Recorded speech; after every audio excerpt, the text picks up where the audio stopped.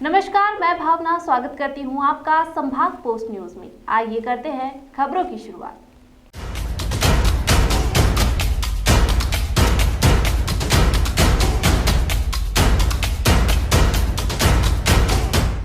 एक फरवरी को केंद्र सरकार द्वारा आम बजट पेश किया गया था, जिसको लेकर बीजेपी के सांसद से लेकर केंद्रीय मंत्री तक लगातार अलग अलग क्षेत्रों में जाकर आम बजट को लेकर पत्रकारों से रूबरू हो रहे हैं। इसी क्रम में केंद्रीय वित्त राज्य मंत्री भागवत कराड़ अपने एक दिवसीय दौरे पर इंदौर पहुंचे, जहां उन्होंने बजट को लेकर पत्रकारों से चर्चा की।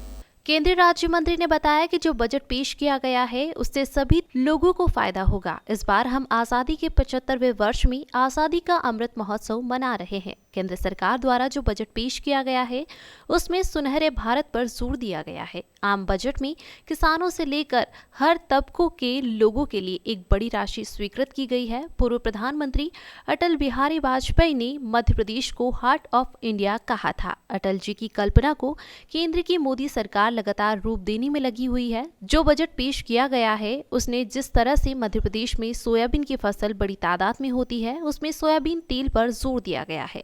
सरकार ने नेशनल हाईवे के नेटवर्क को 25,000 किलोमीटर बनाने का निर्णय लिया है। इसके लिए 20,000 करोड़ रुपए बजट में दिए गए हैं। वहीं कोविड के बाद भारत ने पूरी दुनिया में निर्यात बढ़ाने का प्रण किया है। इसको लेकर प्रधानमंत्री गति शक्ति मास्टर प्लान 2022 व 2023 बनाया गया है। प्रधानमंत्री जनधन योजना के अंतर्गत खोले गए तकरीबन 1.5 लाख करोड़ की जमा पूंजी है।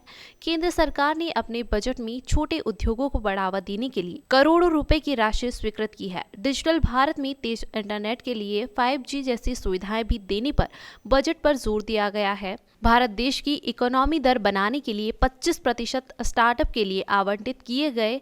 कुल मिलाकर केंद्रीय वित्त राज्य मंत्री भागवत कराड़ पूरी प्रेस कॉन्फ्रेंस में केंद्र सरकार की तारीफों की पुल बांधते हुए नजर आए। क्रिप्टो करेंसी लीगलाइज नहीं है, इसको लीगलाइज होगा नहीं होगा मैं बता नहीं सकता। हमारे पास पैरेलल जो डिजिटल करेंसी लोगों को लगता है, इसलिए डिजिटल करेंसी रहेगी जिसके ऊपर गवर्नमेंट ऑफ इंडिया के तरफ से रिजर्व बैंक का गवर्नेंस रहेगा। रिजर्व बैंक ऑफ इंडिया उसको गवर्न करेंगी और उसी का डिजिटल रूपी निकल जाएगी। गेन टैक्स लगाए सर, ये 30% गेन टैक्स है या जिसको लॉस होता है उसको भी टैक्स देना पड़ेगा? लॉस में कैसा टैक्स लगेगा? कंफ्यूजन ये है, लोग crypto gain tax asset tax में बोला ना, क्रिप्टो से होने वाली जो गेन है उस पर टैक्स है। ये कंफ्यूजन है। नहीं, क्रिप्टो से होने वाले गेन के ऊपर ही टैक्स है सर। अभी तक ये बजट में इतना ही बताना चाहता हूं कि अभी आजादी का अमृत महोत्सव चालू है। 75 साल हम इंडिपेंडेंट होके हुए हैं। अगला 25 साल सोच के ये सस्टेनेबल सर्टन जो अलग अलग स्कीम्स है, जिसमें important is agriculture sector, second is MSME sector, third में एजुकेशन सेक्टर। एजुकेशन सेक्टर में बताना चाहता हूँ अलग अलग education schemes, particularly schools education के लिए बढ़ावा दिया है।